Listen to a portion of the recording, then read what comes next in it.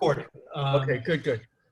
So Steve, you can lead off. Okay, welcome everyone.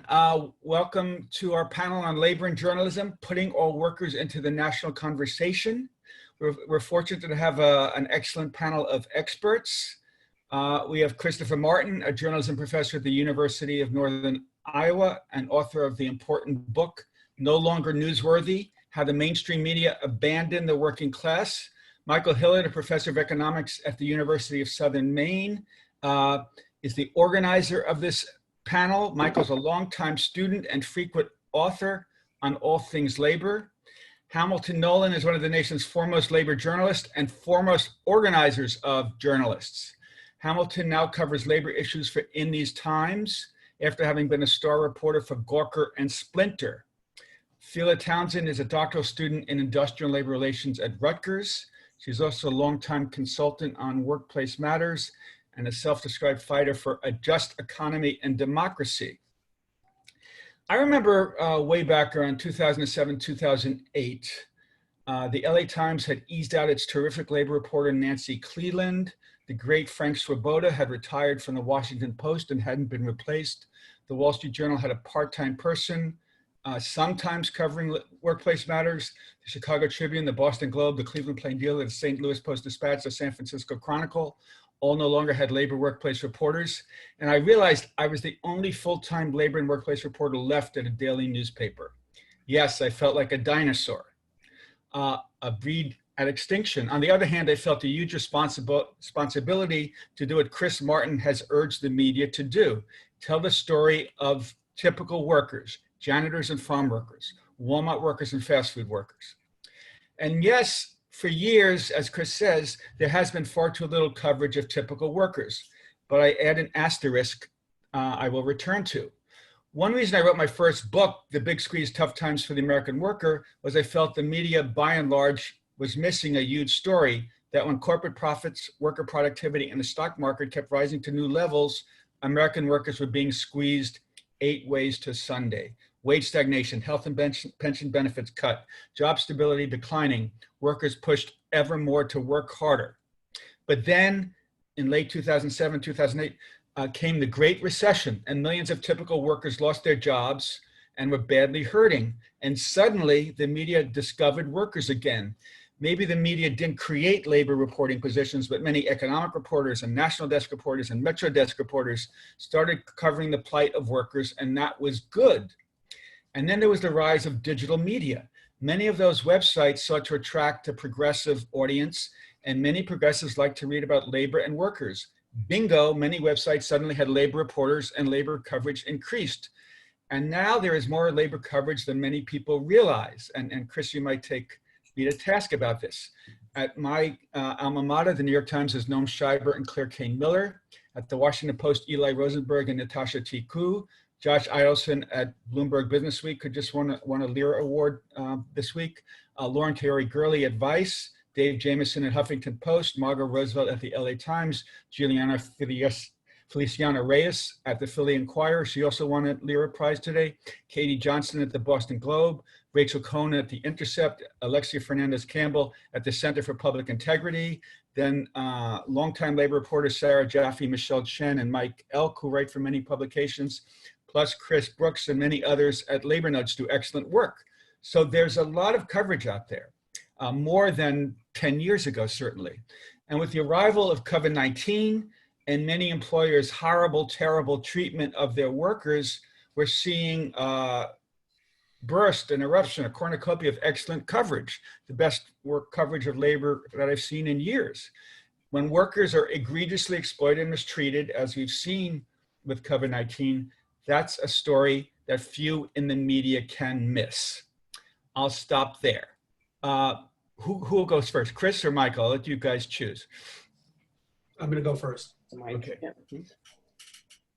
Well, welcome everybody. As Steve let you know, I'm a professor of economics at the University of Southern Maine. I'm author of a book called Shredding Paper, which is forthcoming and you can find on ILR Press's website. I decided to organize this panel when I discovered that Christopher Martin had come out with another book because I loved his first book, Framed Labor, the Corporate Media. So let me start with my conclusion. Christopher Martin's No Longer Newsworthy is a critical accomplishment that deserves to be widely read and discussed by labor employment relations scholars and students. It's carefully researched, profoundly insightful, and beautifully argued.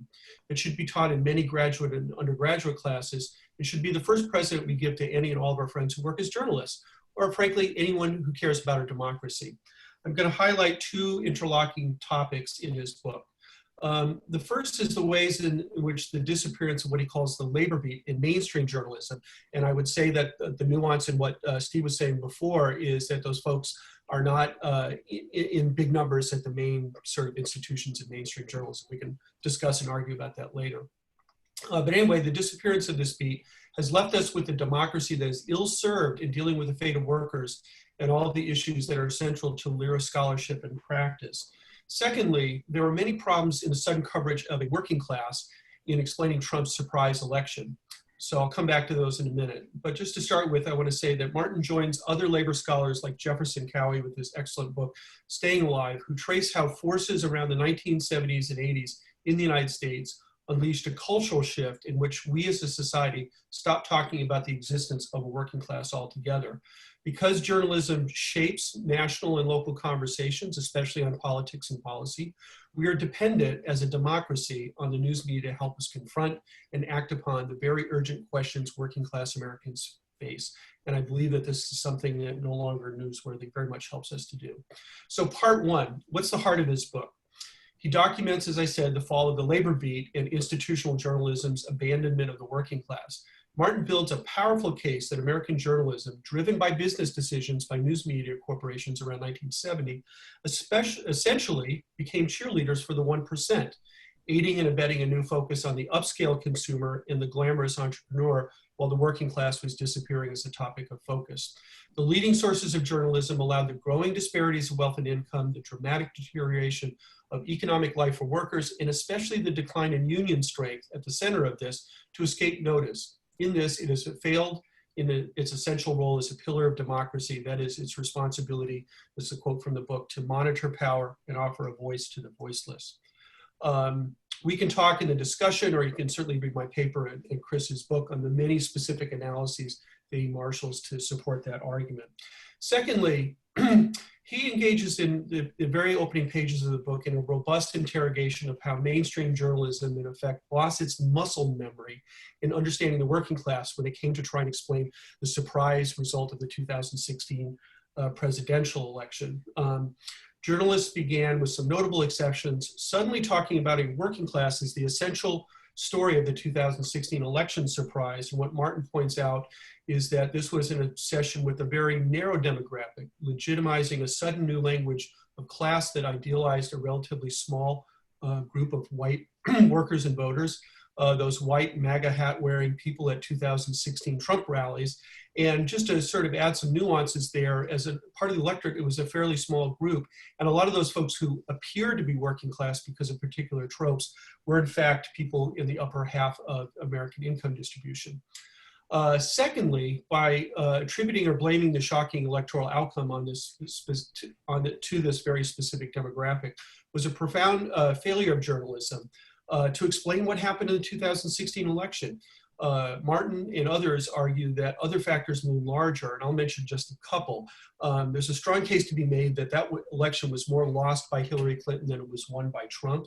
And then secondly, just to pick one story, voter suppression in swing states alone was a bigger force, much bigger force than the switch of this white working class group from Obama to Trump.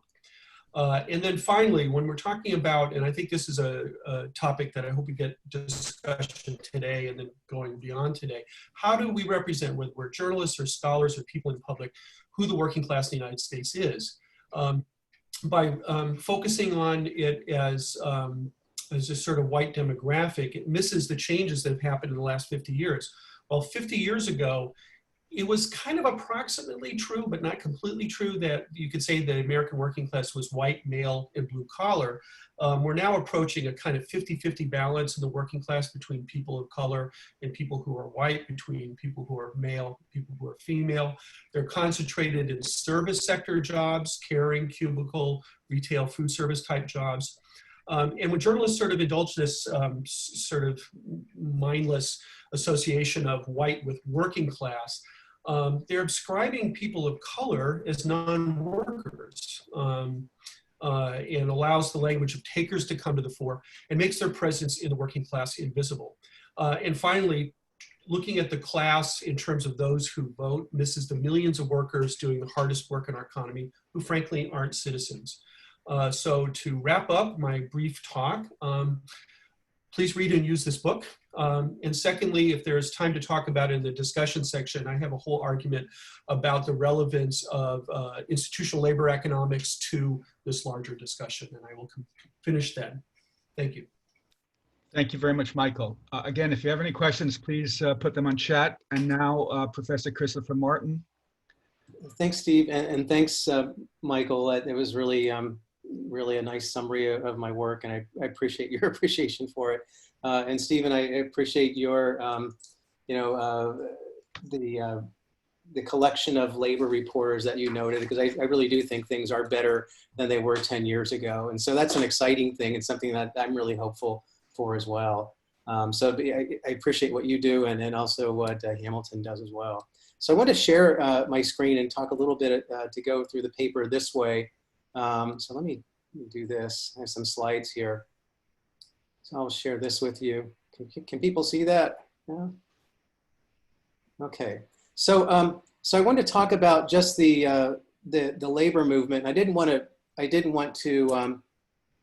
Oh, I'm losing my screen here. Hold on a second.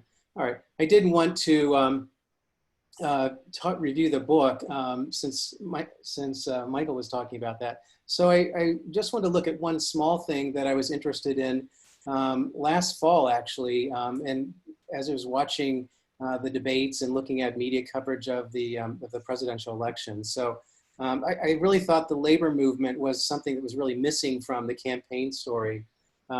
And it's interesting, as a nation, we're very much divided, almost 50-50 in terms of what we thought about impeachment, what we think about Medicare for all, and maybe even the presidential election, although Trump's not been helping himself the past several weeks, so maybe that's not so evenly split right now.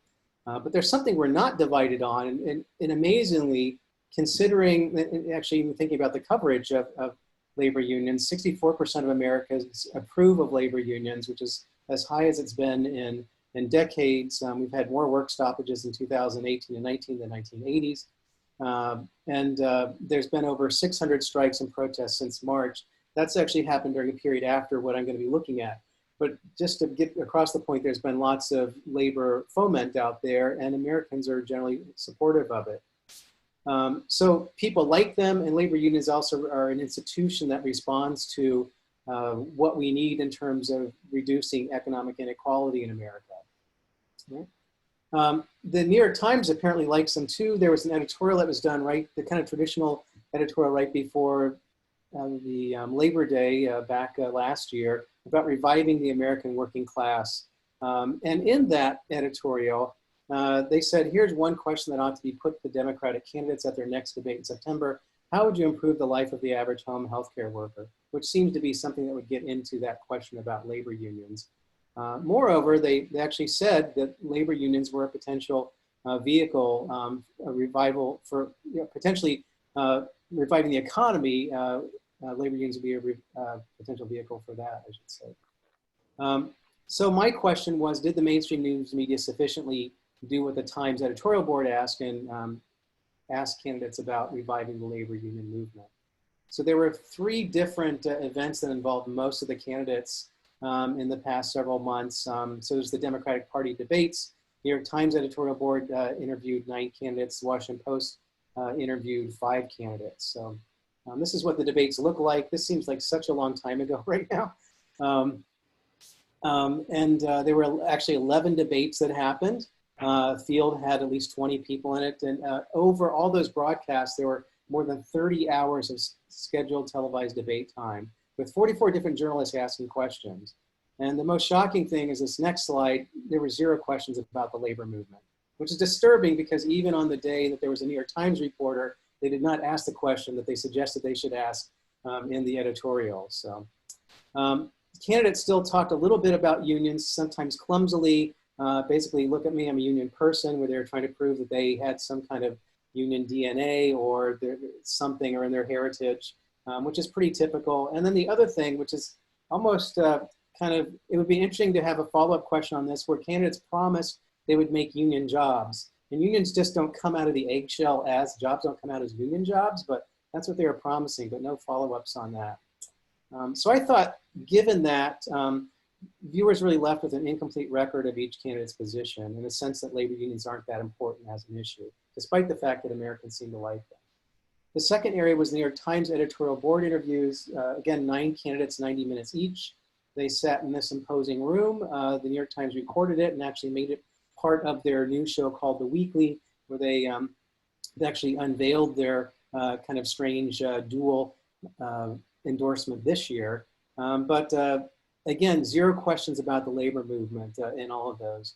There were some tangential questions about immigration, healthcare, and working for an anti-union investment company in the case of Tom Steyer's. And there were some follow-up questions that were touched on labor, but nothing that was actually planned.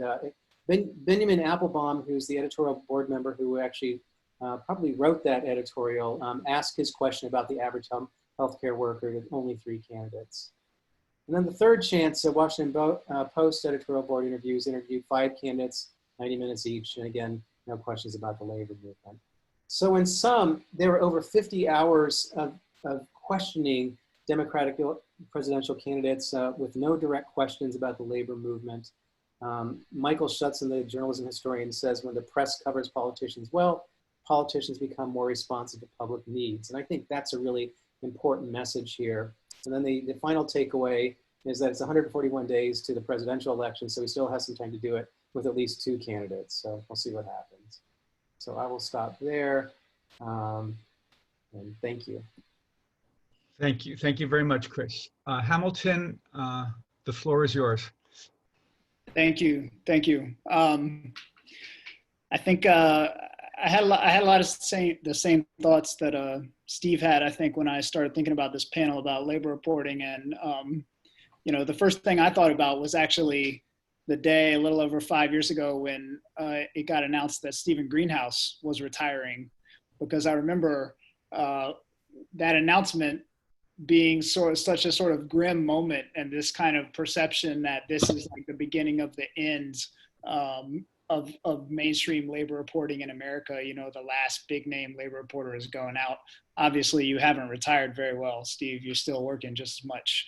But when you look around today, as Steve said, you see, I think, more labor reporting than I've ever seen in my career, and a lot of good labor reporting. And I think that one of the reasons for that is that the media itself has been one of the most actively unionizing sectors of the US economy in the past 5 years. So 5 years ago, Gawker Media, where I used to work, unionized, and that was followed shortly by Vice and HuffPost and Slate and Salon and The Intercept. And there's also been a wave of unionization in newspapers, the LA Times most notably, but also a lot of smaller newspapers all over the country have been unionizing along with online media in the past 5 years.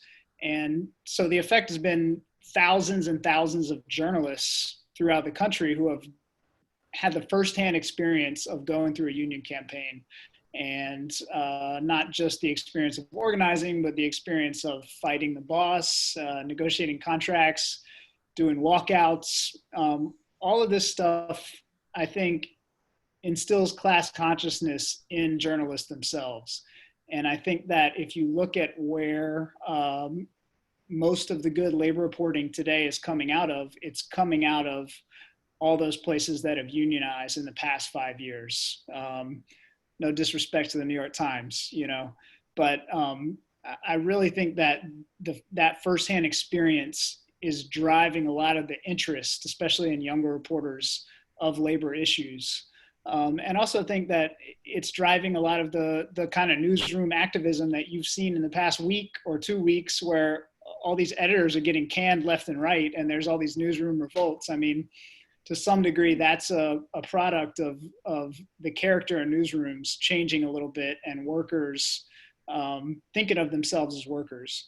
So I think that actually helps labor reporting in general. And I hope, of course, that bigger, more traditionally mainstream outlets do hire more labor reporters. You know, I've always thought that that for every business reporter, there should be a labor reporter, because to me, labor reporting is just, it's what is called business reporting from a human perspective, from the perspective of working people. So I do think that it's completely out of whack, the staffing situation at mainstream news outlets. But I hope that this moment changes. And, you know, as Steve also touched on, the coronavirus crisis, overnight, everything in America was either a health story or a labor story. I mean, we were all suddenly living through a crisis that made almost everything a labor story. I mean, because suddenly there were essentially people who had been laid off, which is a labor story, or there were people who were still forced to work and had to worry about their own safety and health issues, which is also a labor story. And that was multiplied by the entire nation. So that also had the effect of pulling in a lot of regular reporters who aren't typically on the labor beat into doing these what are essentially labor stories, which I think will also have a good long-term effect on making all types of reporters a little more interested in the labor beat. And, you know, I also just want to touch on very briefly, I guess, what I've learned about kind of what works in labor reporting in terms of getting a general audience interested in labor reporting. Because, you know, everybody on this call is probably interested in unions, and I'm very interested in unions and union politics, but that's not actually the case for most people in the mainstream audience. And unions themselves are not something that naturally draws in an audience. You know, what does draw in an audience, and the labor stories that everyone can relate to that I've found are stories about why your boss is an asshole, why your job sucks, you know, why are you being exploited at work? What are companies doing to exploit their workers? You know, what are companies doing to try to break their unions? What are companies doing that's unfair? Those are things that everyone can relate to on a personal level. And I found that when I write stories through that lens, they usually have a better chance of landing with regular people. So, you know, and when I talk to people who work in labor, I always say, leak, dirt, leak the dirt on the companies, leak the dirt that makes the boss looks bad, because that is what will bring in the regular audience, which is who you really need. So I'll cut it off there. Thank you. Thank you. Phela, are you there? I am. Sorry, Okay. I've been cutting No, out. I don't see your picture. Okay, good. Oh, good, okay, good. yeah. The lighting just isn't working today, so I'll just. So I'm really pleased to be on this panel. At some point or another, I haven't met Chris in person, but the others at least one time. So I was really happy when Michael asked me to be a discussant. What I'd like to do is sort of treat this in a more of a moderator kind of format and sort of pose questions based on some of my comments and reflections as I read Michael's piece, as well as basically the study that Chris presented. So I will say, you know, Chris, and be curious for you to talk about this. When I was looking at your paper, I really, in a way, felt like I was reading a Shakespearean drama, in the sense that it was both tragic and, you know, comedic, or, you know, comical at the same time, in terms of the comments and the quotes from the politicians. I'm curious, just your sense of, as you were sort of reading it. I don't know if you'd like me to pull out some of the specific quotes that I mean, but do you know what I mean? Did you get that sense in a way? It seemed like that to me as well. There's, especially on the candidates trying to suggest like how labor they actually were. And so they were just, you know, Klobuchar has her bit about both her parents and her and her grandfather. Steve Bullock, you know, says that thing. Bernie says he's more labor than anyone else. Tom Steyer says he's labor. I mean, it is kind of comical. I mean, some of them have more of a labor pedigree than others, but that the fact that that doesn't get questioned at all, that counts, and I think that kind of connects into this idea of kind of like, I have, in most cases, except for, you know, Cory Booker, I have like white male, you know, working class pedigree somewhere in my family, and it seems like that's what they're trying to tie into a lot of cases, which is really an old-fashioned way, you know, given what Stephen said as well about thinking about the working class. So our politicians, a lot of them are still kind of stuck on that. You know, even, and, you know, Trump gets away with that too, with actually talking about how he's the first, you know, blue collar Republican president, which is, you know, again, comical, but people let him get away with that. It's like, well, what have you really done for working people? And that's, I think that's what the news media should call people out on, that sort of stuff. No, thank you. I mean, that, to me, that latter piece is the tragic piece, that they really haven't been called on that. And I'm curious, just as hopefully this can be woven through the questions, but for me, one of the things, as I both read the review of your piece and, you know, I've been thinking through this conversation, is the education piece and who we think that falls on. And to some extent, we might argue, a collective responsibility, but in some ways I found myself thinking about the role of the media, and then obviously politics, and then obviously, you know, thinking about us here in this room and what responsibility we have, what accountability we have in terms of playing some role in this. One thing I did want to bring up is actually a news story that I think was from the last couple of days. I don't know if anyone saw it. I will pull up and share my screen. Hopefully I can share a screen.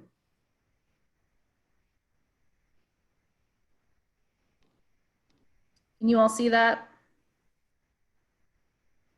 Yeah. I don't know if anyone saw this story, but it does speak to one of the questions that I wanted to ask all of you. And I don't know, Michael, when you and I talked last weekend, maybe I gave you a heads up that I was going to ask this. So I'll ask the question, and then I want to read what a friend who sent me the story, she didn't know I was going to be on this panel, wrote me. But the question really is, who is the media to you? So here's what she writes. Hi, Phela. I thought you might be interested in this piece, and perhaps it might inform some of your presentations at the Lear Conference. The publication of the op-ed piece by Tom Cotton of Arkansas spawned the most recent challenges to the so-called objective stance of newspapers, in particular, the Washington Post and New York Times specifically. Besides readers and other staff, the challengers were specifically Black staff who emerged most recently as critics while they reported on Michael Brown's murder in Ferguson. More and more staff beyond the opinion pages are revealing their politics through social media. It is driving the purveyors of traditional journalism mad, so mad that the editor of the Washington Post invited one of the young Black journalists, Wesley Lowery, who led the paper, to win the Pulitzer Prize after he created a police violence database, to leave the paper for other opportunities. It looks like some longstanding reporting practices may shudder, if not fold, as a consequence of the street protests and broad demands for change that are filling the world's media. Not only in the media capitals, but in Pittsburgh, where I saw that Black reporters were not assigned to street protests because their editors were concerned their color would prevent them from practicing objectivity in their reporting. The practice of neutrality or objectivity in reporting has remained a bastion that prevented writers with different points of view from working as journalists. It landed on women, people of color, and those with varying class sensibilities, as these attitudes were hardening in the 70s, and with the reemergence of investigative journalism, reporters were much more and more expected to have an Ivy League education in their background rather than the street cred of those who had grown with the industry in the 21st century. In journalism school, my white male instructors shook their heads in disgust when I suggested a story about a gay Latino political alliance in San Francisco. I wrote it for the back pages of our newspaper, but I also got the message that my sense of what was important was a marginal one. And then she goes on. So I would just like to hear, because this is something that I was thinking about while I read this, of who is the media? It seemed that it was talked about, again, I will admit I didn't read the book, but it seemed that it was talked about as this,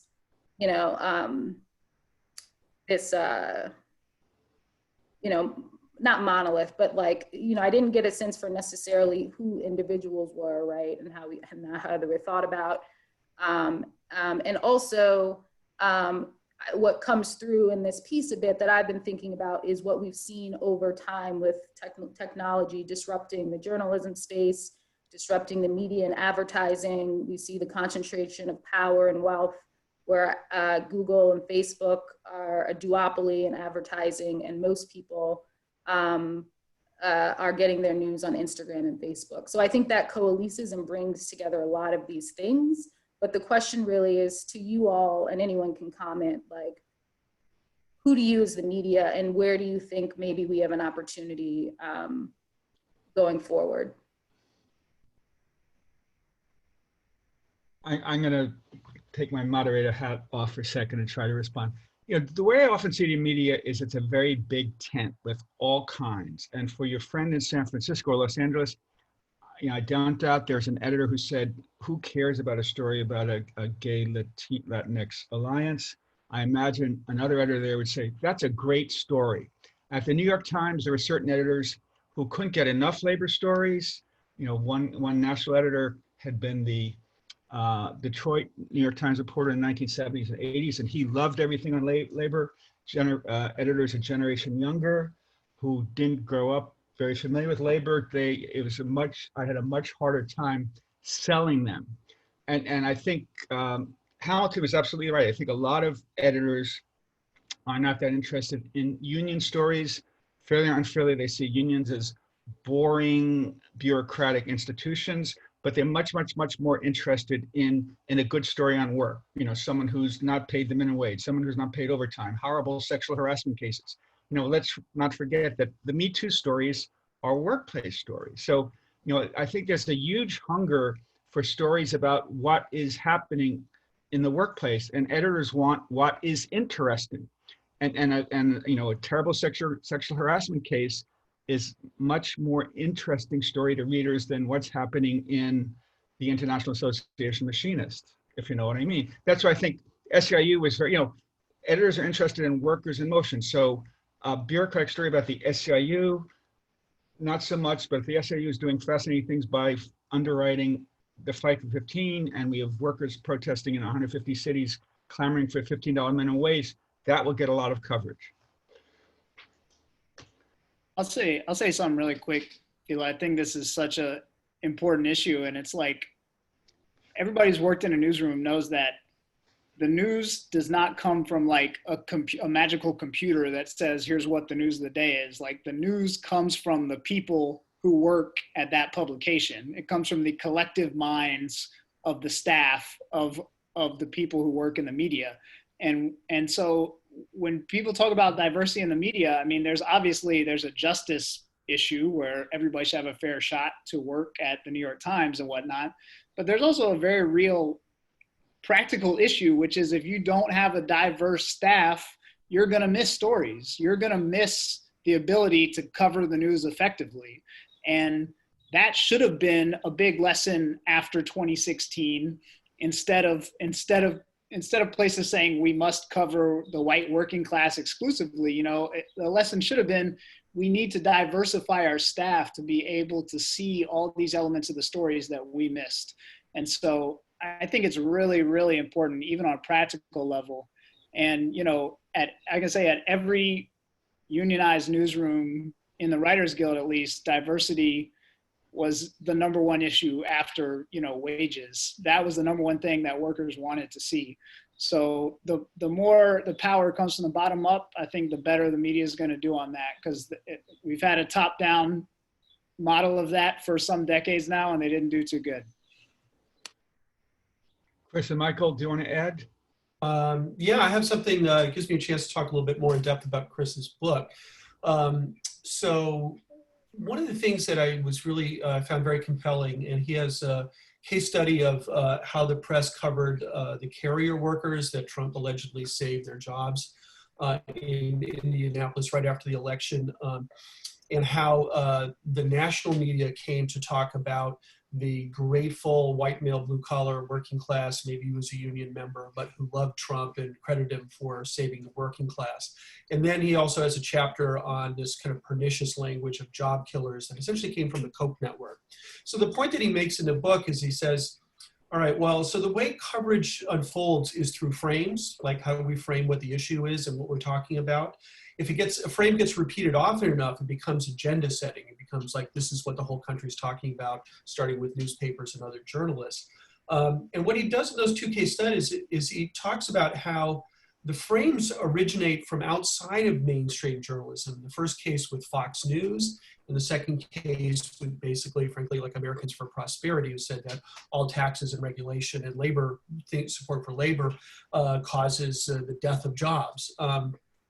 And what happened is that it got repeated quite a bit. It became kind of a conventional frame that a lot of journalists use without questioning. And he makes his point is that with the lack of verification, it becomes, in effect, propaganda. So the other direction this should go from, and this is kind of a question to everybody on the panel, which is that with this sudden explosion relative to 10 or 15 years ago of journalists in these progressive online smaller publications that are not as big as the mainstream newspapers, can be the source of frames that get adopted by mainstream journalists. Do you think there's an opportunity to do that here, especially if there's an insistence upon doing what all good journalists should do, which is that if there are claims that, hey, worker organizing makes things better for workers, you can demonstrate that. So it's kind of a complicated point, but it's really, I think in the past what's happened is that what the mainstream journal media winds up talking about, it comes from these kind of very biased sources, for lack of a better word, and don't get checked by journalists. But maybe that agenda setting and framing can come from an opposite direction. Phela, I'm sorry if I cut you off at all. I was asking Mike and Chris to respond to your point. So I know you had some additional points. So I mean, it's more of I wanted to lead into this discussion and use my questions as a frame for it. So I'm happy if it takes on a direction of its own. I mean, I will say this was sort of related. I wanted to ask about this idea of the frame and agenda setting, and also this idea of propaganda that was used. Again, going back to where I think as a culture, but also as a business model, right? It's like getting the story out fast, getting as many eyeballs and clicks as possible, which literally is dollars, right? And has led to the undoing of many smaller outlets, right? In the face of a more concentrated, in some ways concentrated, at least with the big ones. And then obviously we have social media that's allowed to have these smaller things proliferate. But to me, I think based on your point, or building on your point, Michael, there are these tensions, right, about who's really able to set the frame and agenda and like what the story is. And so for me, the question is, what do we have to do to be a counterbalance, I guess, to this force of clicktivism and eyeballs, and really what is the business model now, right? To have an advertising business model in many ways. I feel I could respond to that. I mean, one of the things I talked about in my book is how the working class got abandoned starting in the late 60s and early 70s as so many news organizations, particularly newspapers, became publicly traded and started going for, instead of a mass audience, for an upscale niche audience. And that really makes a difference in how news organizations conceive of their audience, like who are we writing for or who are we broadcasting to? I think that makes a big difference. And even if you're someone who's trying to do well, if you're inside an organization where, and lots of organizational studies talk about this, I mean, you eventually have to adopt, the ideology of that organization, the way they think about themselves, or you're not going to fit into it. And journalists struggle with that as well. What's nice about the list of all the labor journalists that Stephen gave us, I mean, some of them are at mainstream news organizations like the Philly Inquirer and the Boston Globe, but a lot of them are at kind of newer, relatively newer digital startups that aren't so beholden to that way of thinking about their audience. So that's actually, I think, freed up the way that the things they can write. I mean, certainly in these times is an organization that's not beholden to, big corporate sponsors. So that actually allows that. But I also think, and thinking about what Hamilton said, I think the organization of journalists themselves actually helps to actually provide the opportunities for change from within the institution. And I think that's actually been a good thing. I mean, I never thought in our lifetimes we'd see the Chicago Tribune or the LA Times organized, which is just extraordinary. Although they're both kind of struggling in some ways as newspapers too, the Tribune even more so. But so I think that gives me some hope that there's real change happening as newspapers organize. I'm going to jump in again, sorry. And I'm going to dissent in part from what Hamilton said. I think the rise in labor coverage really, the rebound really began with the Great Recession, where a lot of people saw that workers were really hard off. And then a lot of young people had a hard time finding jobs after the recession. A lot of them found lousy, poorly paying jobs in journalism, and they felt some sympathy, empathy for other low-paid workers. And so they started writing more about, workers on the bottom, and they said, this sucks for me, and they decided to unionize. I don't know if I agree that the unionization is really pushing more coverage of the workplace. I think, the huge surge of strikes, the 5 to 15, the teachers, the Red for Ed strikes, the GM strike, the Marriott strike, the Stop and Shop strikes. I think there's just been a lot more labor news. There's been a lot more workers in motion. And for many years, there hasn't been nearly enough coverage of low-income workers, of workers in color. And then COVID-19 comes, and we call these workers on the bottom essential workers. And suddenly, they're getting huge attention. These workers who had been largely invisible to much of the media for years and years, they're like the highlight. And even though their employers really don't consider them essential workers, they consider the jobs essential, but the workers disposable, expendable. People saw how they were mistreated and not given masks, or told Walmart tells its workers not to wear masks, and McDonald's doesn't give its workers hand sanitizer, or some don't give them hand soap. And it was great, it was horrible what was happening to the workers, but it was great that all these folks in the media were so ready to jump on what is a good story about workers on the bottom being woefully mistreated and often not getting paid any hazard pay when they're putting their lives on the line day to day, while us privileged white collar workers are working at home in safety. Can I jump in? Oh, Phela, you go first. Well, so I wanted to, as I'm talking about, this might be a bit controversial, and I will say it may be a reflection of the echo chambers that I'm in. But as 2016, as Trump was elected, I was coming into my program here, but I was just coming out of a role at a media company where I was looking at tech platforms and their increasing dominance. And so I say that because I was very much immersed in this conversation around the concentration of wealth and this rise of monopoly power.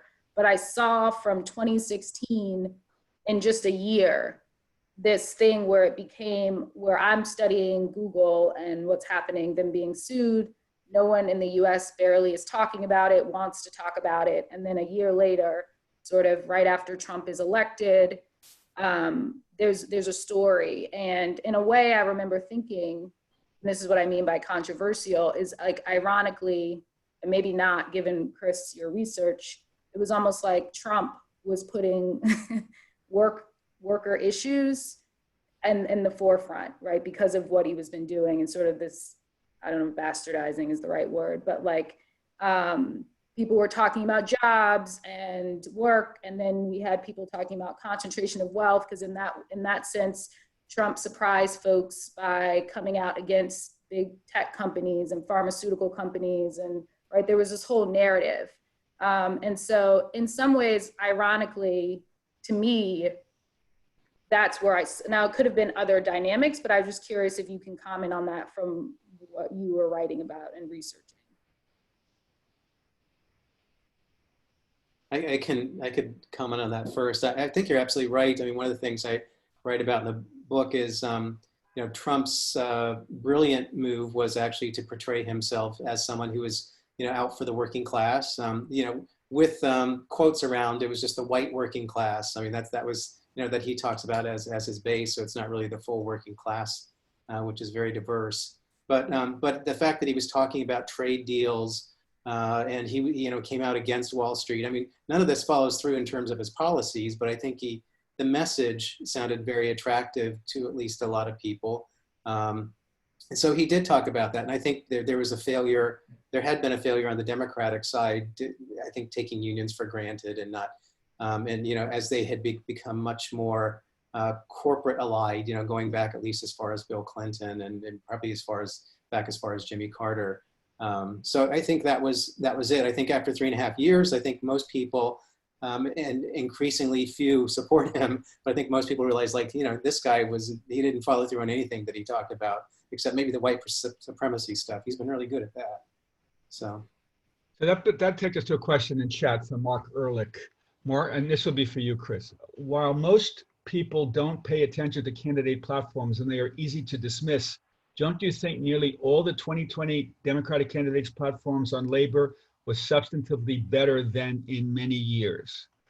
And anyone can answer, but we'll start with you, Chris. Yeah, I think so. And, you know, so I think for all the, you know, the reporters, you know, asking questions at the debates, asking questions for the New York Times and Washington Post should have followed up and asked them about that, because it really had shifted. I mean, even the, you know, most, you know, moderate of the Democratic candidates was, you know, far to the left of where the party had been before. So I think, and actually continues to shift, you know, just in the past few months, given what we talked about, COVID and meat packers and everything else. So, so I think that would have been really good to press them on that, because we can't have, you know, we can't have a really strong labor movement unless we have the legal and regulatory framework that actually allows it to flourish, which we've lost. That's been kind of chipped away for, you know, since the 1950s, but, you know, for many decades, they keep losing more and more. So I think it would be good to talk about that, because if you're the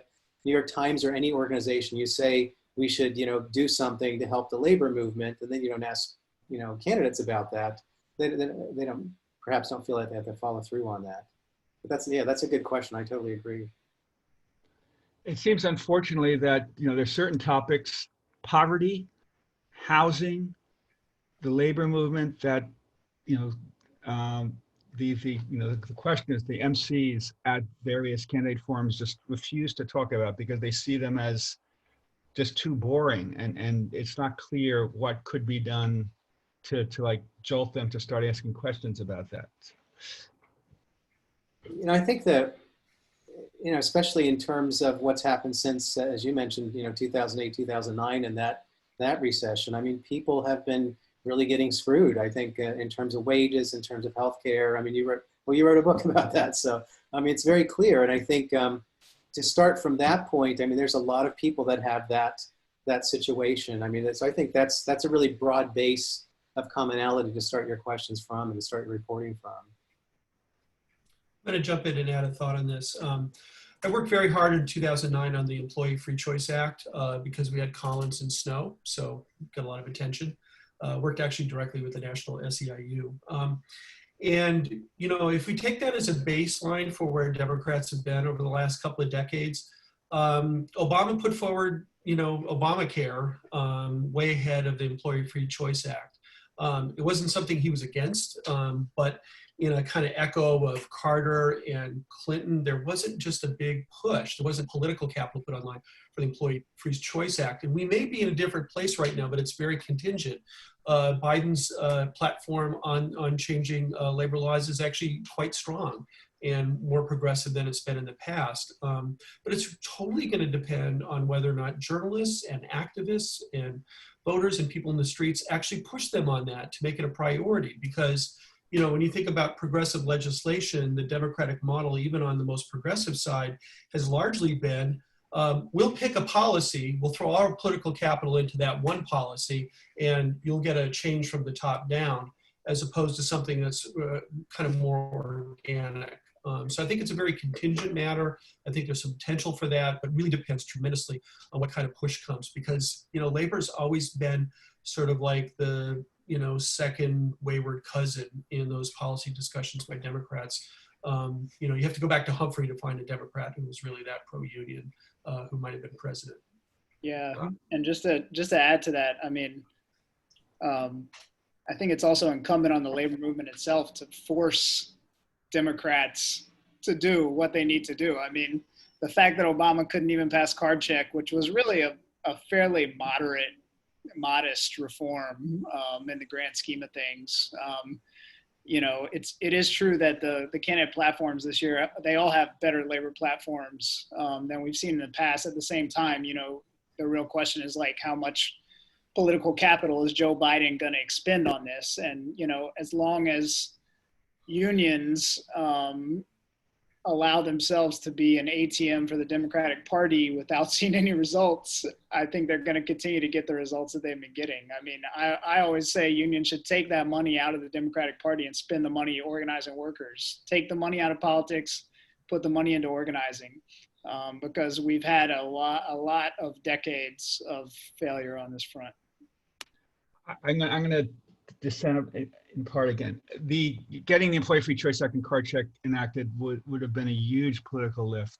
They had the Democrats had 60 seats in the Senate for about 3 minutes before Teddy Kennedy came down with cancer, and it would, and a lot of moderates, you know, conservative Democrats were super opposed, and the business was finding it extremely hard. And it would have been good if Obama had really put more political moxie into it, but he didn't. And even if he had, it's really unclear whether it would have passed. We have a question from Bill Herbert. Do individual reporters or editors have an interest in one labor sector or another, and how does that impact news coverage? So I can't make a comment, but I think it gets at this question. So I actually think part of the big disconnect, one of the big disconnects is how we talk about labor and what is the labor movement. I think too often the labor movement is seen as the union movement or as unions. When I look at a lot of the really exciting things that have been happening around the country in the last few years, walkouts, strikes, they're not coming from unions. Now, unions may be involved in some form or fashion, but a lot of it is workers who are not under collective bargaining agreements, who are not even covered under the National Labor Relations Act. You know, that's who is, to me, leading a lot of what's happening. And then if you start to see, you know, broaden this notion of workers, right? One could argue Me Too, Black Lives Matter, all these things, right, are workers who are rising up. Now we can talk about why there need to be more unions and the importance of that. But I think part of what I've seen in the news, and this gets to that question, like I've seen a lot in the tech sector. Again, it could be echo chambers, but like a lot of what we saw with teachers, yes, there were a union, but some of them weren't, right? Some of them were just people walking off the job because that was what they could do. So I don't know, I just wanted to comment on that because I think that's a large opportunity in terms of educating the public, even about why we don't have as many unions. Any other response to Bill Herbert? Then I'm going to jump in again. So Bill, I've very visibly seen some news organizations when they cover labor, they not surprisingly focus on the tech sector because tech is sexy. So they write about, you know, a 1 hour strike by 20,000 Google workers gets front page coverage everywhere in the world. And it is newsworthy, but it gets arguably more coverage than any of the teacher strikes ever did. And you know, you know, Uber and Lyft get, you know, tech is sexy, tech is future oriented, investors are interested in tech. So when there's a labor story in tech, it gets a lot of coverage. And you know, healthcare, humongously important sector, you know, a lot of workers of color, you know, for reasons, you know, the labor story is there just until COVID-19 came, you know, there are very very few news organizations really covered labor issues, for instance, among janitors or among healthcare very closely. So editors like what's interesting, what's sexy, and that can change day to day. You know, tech was very sexy, and then suddenly essential workers became very sexy. I don't mean to use the word derogatorily, but like editors are interested in what's very interesting.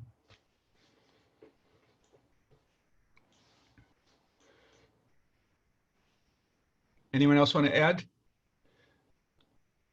I have one point I'd like to make briefly, which is just as an economist, as I read Christopher's book, I was really struck, and I had the same impression when I read Framed, that if you're familiar with economic perspectives, there is the kind of Chicago school neoclassical perspective that says that the fortunes of people within capitalism are the outcome of their individual talents and efforts, success or lack thereof. What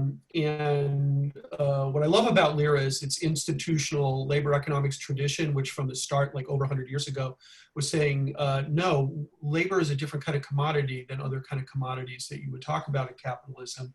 And in particular, that there's a kind of default setting of an unequal bargaining power between employers and workers that lead to bad outcomes for workers in the absence of countervailing power. And so I think that, you know, what's embedded in Christopher's analysis and a whole bunch of parts of his book and in this paper for today as well is that perspective that says that, you know, you need some forms of countervailing power, which can come, as I mentioned in my comment there, from unions, from government enforced labor standards, from worker-centered organizations and self-organized worker rebellions. But there really is at stake an understanding of like, how does our economy work for workers? And do you buy into this kind of conservative trope that, you know, it's just these immutable trends and people are unlucky or they don't try hard enough, as opposed to these are structural problems, a word that we're using a lot in recent weeks. There's structural problems facing workers inherent in capitalism that can only be addressed by countervailing power. And I think the question I guess I would have, maybe Chris can comment on this, or Steve or Hamilton, which is there a way of getting that perspective out to a broader audience of journalists? Hamilton, you want to go first?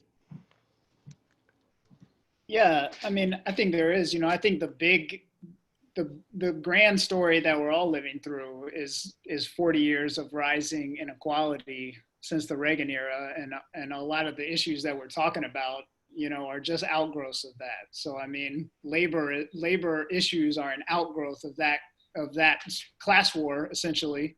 And you know, antitrust issues are an outgrowth of that, and tax issues are an outgrowth of that. And so I think keeping our eye on that big picture, you know, and Donald Trump is an outgrowth of that. I mean, Donald Trump is a consequence of that big trend. He is not the cause, you know. So yeah, I think that to the extent that we can keep our eye on that big story, all those other factors are going to get coverage for a long time. Yeah, I think if one reporter, whether at the LA Times or Vox, the New York Times, Motherboard, you know, does a really good eye-opening story, that will inspire others to write story. You know, I know in you know, since the pandemic hit, you know, there was a terrific story about a bus driver who, you know, I think in Detroit, who died of COVID-19. And, you know, I think in the next week or two, we saw, and that story out of Detroit was a fabulous story. And then we saw all these other journalists around the country writing stories about, you know, bus drivers, subway workers, you know, taxi drivers, you know, and the problems they face from COVID-19. And I think, you know, a good story really inspires lots of other good stories. And I know in my years at the Times, I started, you know, covering this whole issue of irregular work schedules and how they drive workers crazy and drive their families crazy. And it was, you know, I was tapping into this really important, interesting issue, and it helped inspire, you know, many other people to write about it. And I think, you know, some of the stuff Hamilton has done and others have done really inspire other reporters, sometimes even TV. We haven't even talked much about TV. We might complain about digital media and traditional newspapers, but TV doesn't do nearly enough on worker issues. And that's a whole other thing we could have addressed, but it's 4 o'clock, we should probably stop. Anyone else want to, I'll give anyone 30 seconds to make a finishing point, then we should really wrap up. Chris, Michael, Phela, Hamilton. Yeah, I just wanted to respond back to something that Phela said a while back with the Wesley Lowery editorial. And I think what's happening, at the Times and other newspapers is just thinking about, what objectivity means, because it can be defined in different ways. And I think the New York Times publishing on the editorial side, the Tom Cotton piece, I mean, the rationalization was that he's a powerful person, he's a sitting senator, so we should listen to what he says. And I kind of like a little bit what Nicole Hannah-Jones said, that like this idea of being reasonable and actually having, kind of a left and right, that's kind of all going out the window, because the right is so unreasonable, like what they're proposing. So I think that's making people really rethink, like, should we respond to power the same way, and should we define objectivity in that same way as well? So that's an interesting thing that we'll have to keep an eye on, but that's kind of an exciting thing too. I have 3 words. Read Chris's book. Phela, Hamilton. Okay, thank you, everyone. Thank you, Phela. Thank you, Chris. Thank you, Michael. Thank you, Hamilton, for an excellent panel. This has been recorded, so if you want to hear the greatest hits from this panel again another day, I'm sure it will be available. And thank you, everyone. And thank Lyra again for sponsoring such a good panel. And Michael, thanks for setting it up. Phela, thanks for being discussant. Thank you. Bye, everyone. Thanks. Bye-bye.